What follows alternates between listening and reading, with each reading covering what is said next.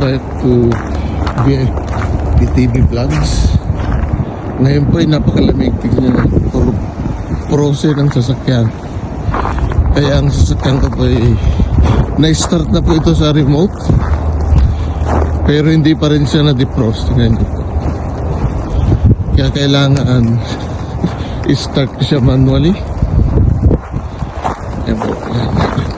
Negative 25 po ngayon. Negative 25 pressure. And then ang bag ko nito nakapakin siya. Yan.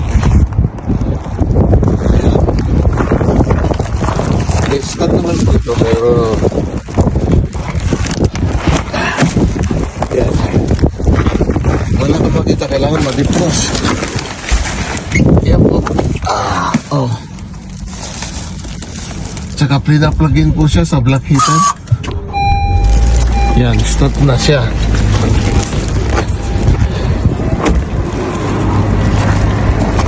Yan po yung black heater. Yan. Thank you lang po. Please don't forget to like, share, and subscribe my channel, VIP TV Vlogs. Yan po. Ganito po kalamig. Yan.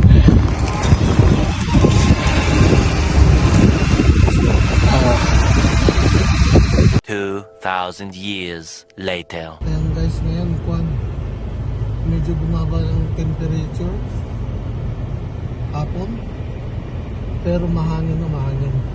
Kaya napakalamig pa din. Kaya ayan o, pag nandito ka dito lalo na sa Alberta, napakalamig ko na ganito. Nagne-negative 50 ho dito eh. Ang pinakamalamig ko mga 2008 siguro, negative 60. May trabaho pa din. Oh my God! Yun o. Kaya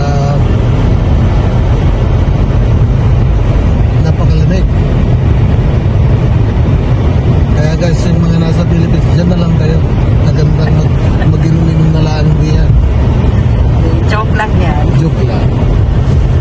Dito, napakalamig. Kaya, at saka maaga akong trabaho din. Kailangan alas 4:30 everyday. Gising ka na.